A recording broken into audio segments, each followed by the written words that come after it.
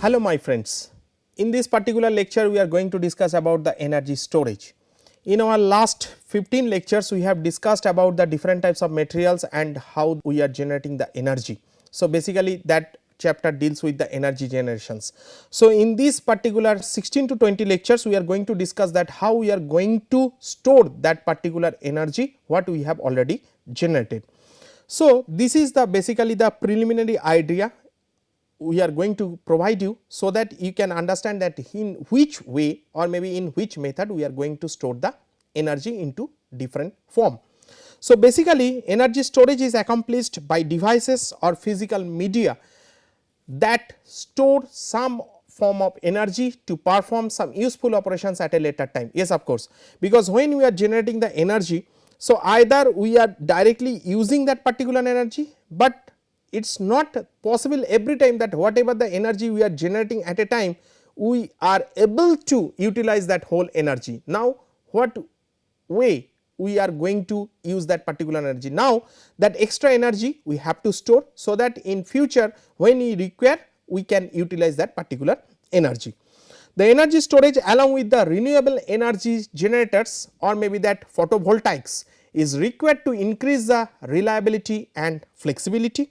The intermittent nature of renewable sources like solar and wind needs storage to deliver the right amount of power at right quality. Basically you can see in the daytime we are getting the solar or maybe the sunlight, that time we are generating the huge amount of solar energy, but it is not that every time we need that particular energy into the daytime, we have to use that particular energy into the night time. So how we can do it? So that is why whatever the energy we are generating into the daytime, we are storing that particular energy either maybe some batteries or maybe some kind of storage devices or maybe like supercapacitors, and as and when required in the night time we are just taking out that particular energy. It is used to accommodate the projected high penetration of solar and wind energy in future grids with lower grid rejection loss. Now what is the characteristics of energy storage systems? So first one is called the storage capacity. Storage capacity is nothing but the quantity of available energy in the storage systems after charging. That means it is like a tank. So just I am pouring the water. So at the end of the day how much quantity or maybe volume of water I am storing inside that particular tank. Second is called the available power, expressed as an average value as well as peak value, often used to express the maximum power of charge or maybe the discharge. So available power means in a particular time what quantity of power or maybe the energy I am getting. So you can see that in the daytime, so when in the early morning or maybe the late evening when the sun light is not coming up to that much level, so our energy generation is less at that particular time, but at 12 o'clock in the noon, so we are getting the maximum sunlight over there, so automatically we are getting the maximum energy at that particular point. Next one is called the power transmission rate, that is time needed to extract the stored energy. Now that is depending upon the discharge capacity or maybe capability of that particular materials where we have stored that particular energy. Next one is the efficiency, that is the most important parameters, because every time we are talking about the energy generations or maybe the energy storage in terms of efficiency. So defined as WUT by WST. So UT is nothing but the energy utilized and ST is nothing but the energy stored. And the fifth one is called the cycling capacity or maybe the durability, number of times the storage unit can release energy level it was designated for after recharge, expressed as the maximum number of cycles. Say for normal battery, it is having already some stored energy, we are using it for certain times and after certain times we are calling it the battery is dead. That means what? It has released all the energy what we have already stored inside it, but now talks about the rechargeable battery.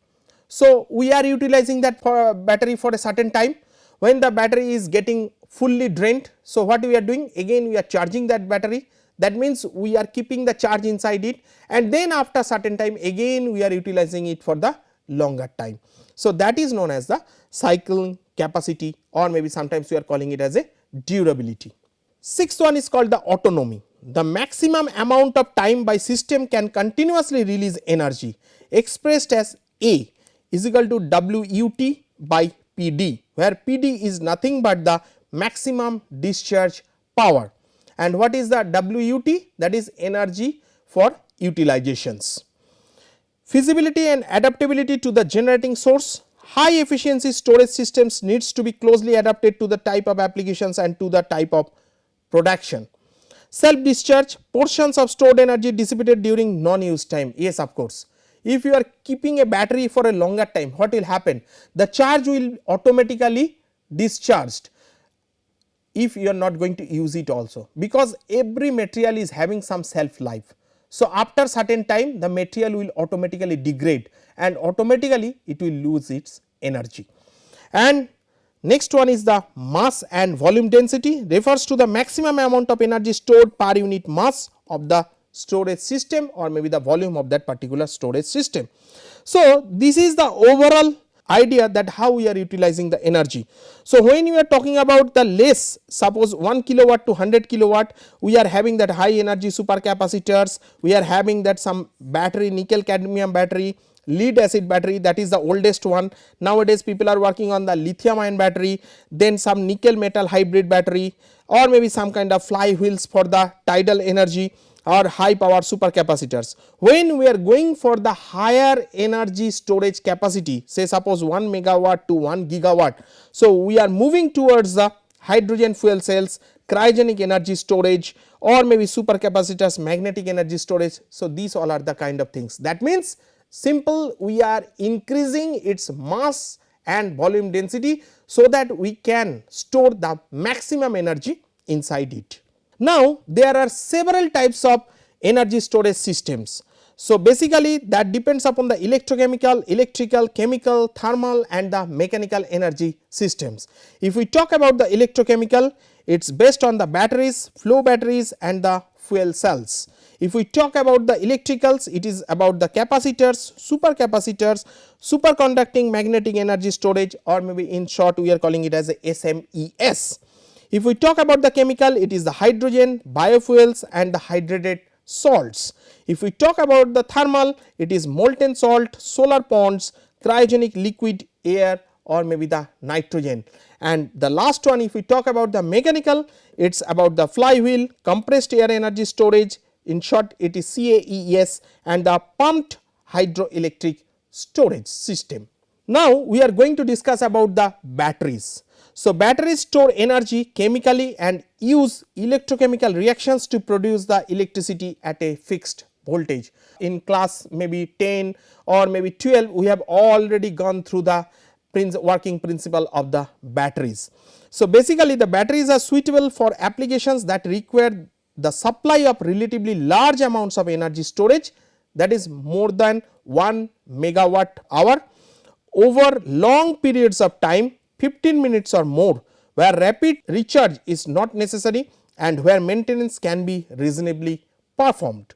They are not especially suitable for environmentally sensitive sites, remote locations or applications that require rapid discharge and absorption of the energy when we are using it as a for a rechargeable battery. Advantages. So, first is that convenient voltage characteristics, convenient sizing and the extensive design history. There are certain disadvantages also, limited cycle life, as I told already, because batteries is having certain cycle life, after certain time the whole energy will be drained out. Voltage and current limitations, it is having some maximum efficiency and often present the environmental hazard over there. Now, flow batteries, concept is same. In that particular case, normal batteries we are using the solid electrolyte, in this particular case we are going to use the liquid electrolyte. So, that is continuously moving inside the systems and the charge is transferring. So, a flow battery operates by passing a solution over a membrane where the ions are exchanged to charge discharge the cell. So, basically this green in color is called the membrane. So, in this particular case we are having that positive electrode, we are having that negative electrode. So, in this particular case what is happening? It is allowing to go the ions from one side to another side, but it is obstructing to move the electrons through that particular membrane. So, now the electron is moving like this way, and now in this particular case we are capturing the electrons, and that means we are capturing the current or maybe the energy. Its storage capacity is a function of the volume of the tanks holding the solution. A flow battery is technically similar to a fuel cell and an electrochemical accumulator cell. Commercial applications are for long half cycle storage such as backup grid power. Of course, there are certain disadvantages and advantages. So, advantages is flexible layout, long cycle life and no harmful emissions, because it is not creating or maybe generating any kind of toxic gases. There are certain disadvantages also. It needs large tanks to store energy, that means it is having a very low energy density and low charge and discharge rate. Next one is the electrochemical or maybe the super or maybe the ultra capacitors. Electrochemical capacitors are known as super capacitors, ultra capacitors or electrical double layer capacitors. In short, basically we are calling it as EDLC. So, in this particular case you can see that we are using two electrode over there, both are made by the activated carbon electrode, and inside that we are putting the electrolytes. So, when we are giving the charge over there, simple the electrolyte is dividing into two parts, the plus and the negative one, and simple we are capturing over there. They store energy in the electrical double layer at an electrode or maybe the electrolyte interface. The energy and power densities of electrochemical capacitors fall between those of batteries and conventional capacitors. Advantages: it is having a high power density, high cycle life and the quick recharge. That means when the whole energy will be drained out, simple we can charge it and then again we can use it for a longer time.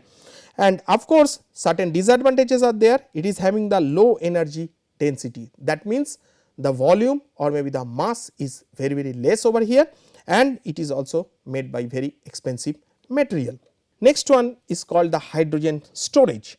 Amongst different sources, hydrogen has been recognized as an ideal energy carrier and environment friendly energy source. In our future slides, we are going to deliver one lecture totally based on the hydrogen storage systems. We have different methods to produce hydrogen energy, and most efficient way to store energy is in chemical form. So, basically that is depends upon the chemi absorption of the materials. Compared with liquid and gaseous state storage, solid state is very reliable method because of safety considerations and volumetric capacity. Yes, of course, because for the liquid or maybe the gaseous state storing, the biggest problem is that we have to make the container in such a manner that it can withstand the high temperature, high pressure. If we keep the hydrogen into the liquid form, we have to go to the negative temperature. So, that is also a very big challenge to us. So, that is why the scientists are working to store the hydrogen is into the solid form. Of course, it is having some advantages. It is abundant in earth crust, so we can get it continuously. Compatibility of hydrogen with the fuel cell is high. High efficiency like 65% than the diesel, 35% and the gasoline 22%. Of course, there is certain disadvantages also. It is having the high cost, highly flammable, it is still dependent on fossil fuels. Next one is called the thermal energy storage. It is defined as the temporary holding of thermal energy in the form of a hot or cold substances for later utilizations. So, simple in this particular case what we are going to do, the TS systems deal with the storage of energy by cooling or heating, melting, solidifying or vaporizing a material, and the thermal energy becomes available when the process is basically the reversible one. TS systems are used particularly in buildings and the industrial processes. So, in this particular case what happened? So, I am having that solar power tower. So, basically I am having one hot storage tank, I am having one cold storage tank over there. Cold storage tank, the temperature is around 260 degrees centigrade, and for hot storage tank the temperature is 550 degrees centigrade. Now, when the material is heated up, so what will happen? Due to that vaporizations of that particular materials, so what will happen? It is coupled with some turbine. So, turbine will be rotate and then through that we can generate the electricity over there. So, basically we are creating the temperature difference in between the two materials. Advantages: it helps to cut down the electricity bill, green building, highly versatile, environmental impact is reduced. Disadvantages: energy lost in round trip inefficiencies, additional cost and complexity, additional infrastructure and the space requirement is required. Next come to the flywheels. Flywheels store energy in the form of momentum in a rotating wheel or cylinder, which you can see from this particular image. An electric motor spins the rotor to a high velocity to charge the flywheel. During discharge, the motor acts as a generator, converting the rotational energy into electricity. Power electronics are used to ensure that output voltage has appropriate voltage and frequency characteristics. Of course, it is having some advantages: high power density, high cycle life, power and energy sizing is possible. Disadvantages: low energy density, large standby losses, potential dangerous failure modes. Now, what kind of nanomaterials basically we are using for energy storage? Smaller size offers a great deal of advantage because it is having the maximum surface area, to the advancement of existing technologies and to the explorations and development of new technologies.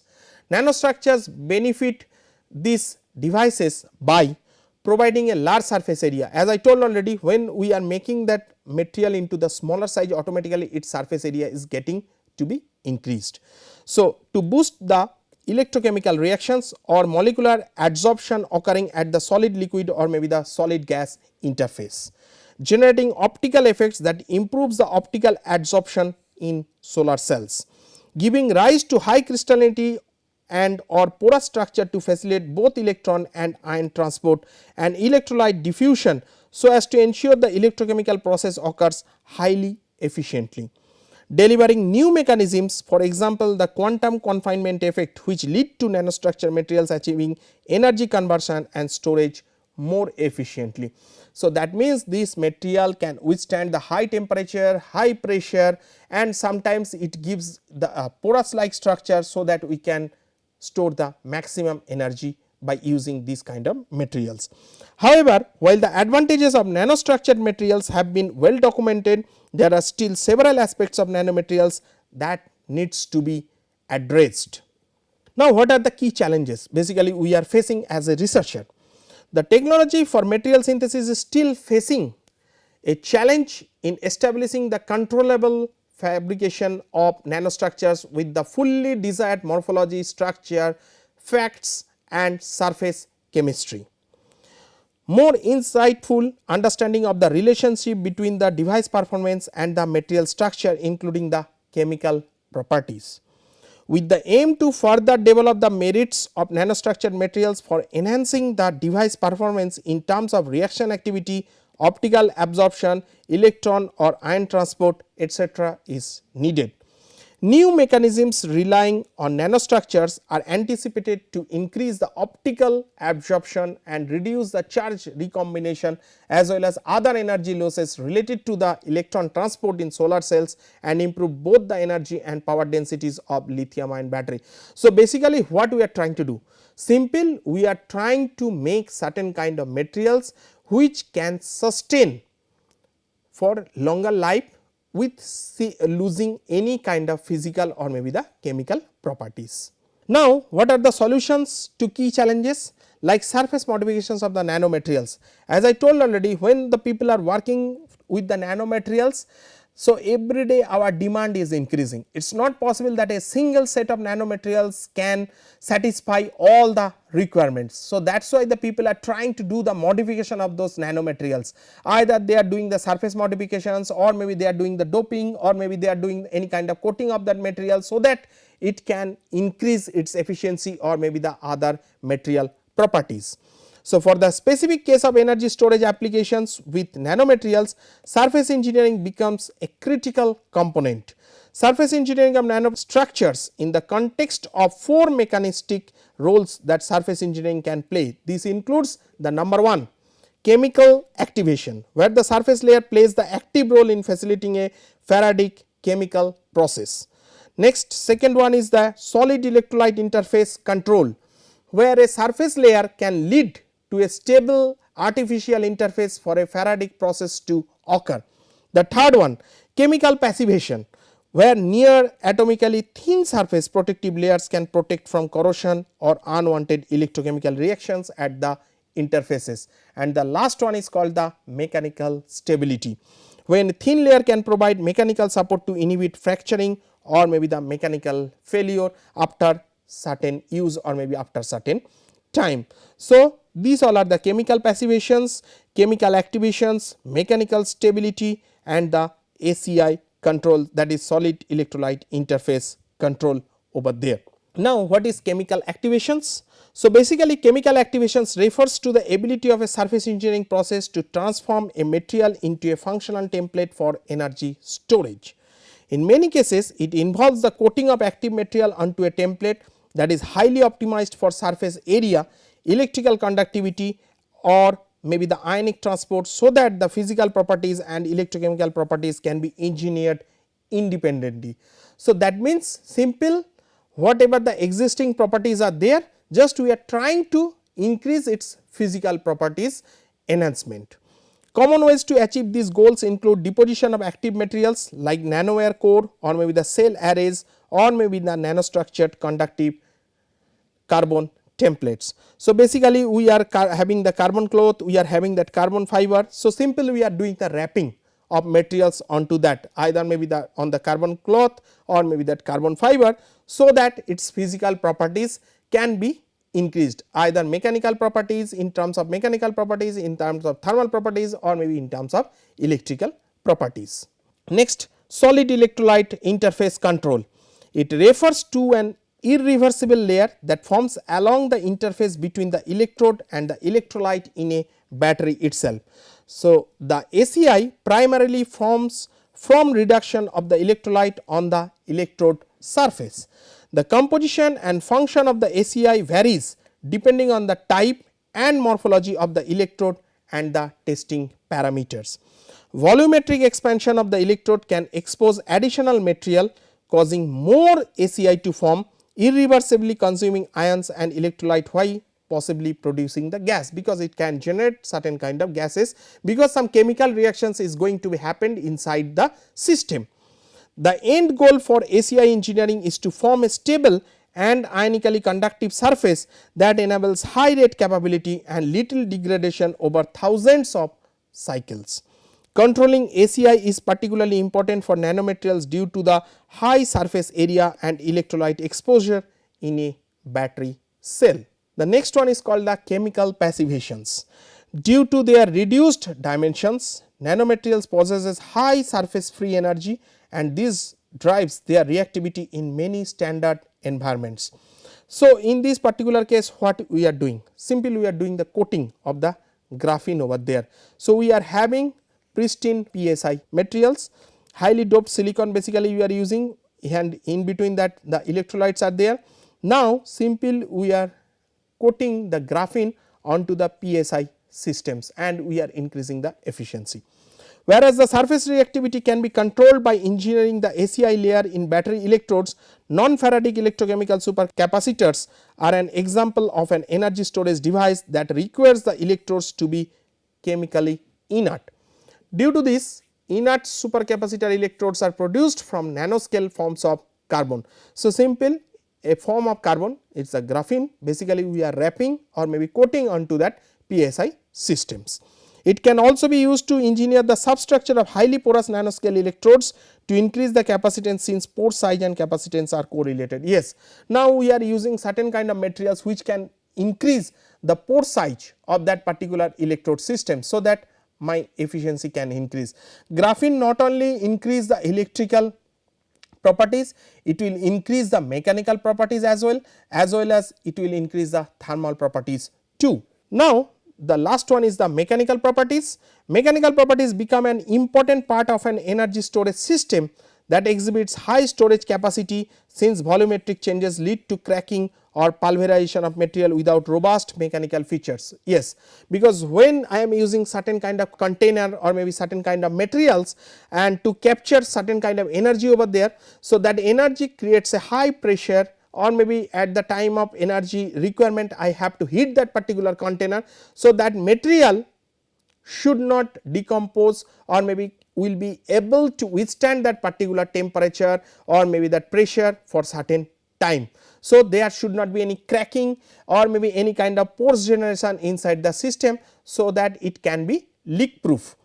Primarily, there have been two strategies developed to overcome these difficulties. The number one, developing nanoscale materials that can accommodate the large volume expansion over there at the time of heating or maybe giving the pressure.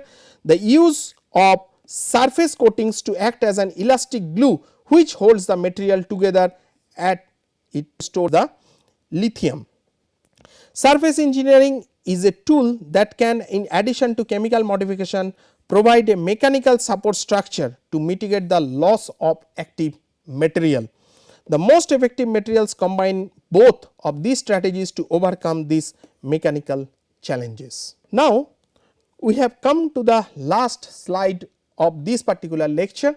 So, in summary, we can say that intermittent nature of renewable sources like solar and wind needs storage to deliver the right amount of power at right quality and right time. Batteries store energy chemically and uses electrochemical reactions to produce the electricity at a fixed voltage.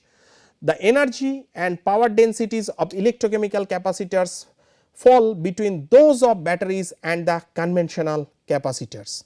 Compared with liquid and gaseous state storage, solid state is very reliable method because of safety considerations and the volumetric capacity. TES systems are used particularly in buildings and industrial processes. Direct mechanism of surface modifications has already been discussed, either in terms of coating, in terms of doping or maybe in terms of wrapping. Thank you.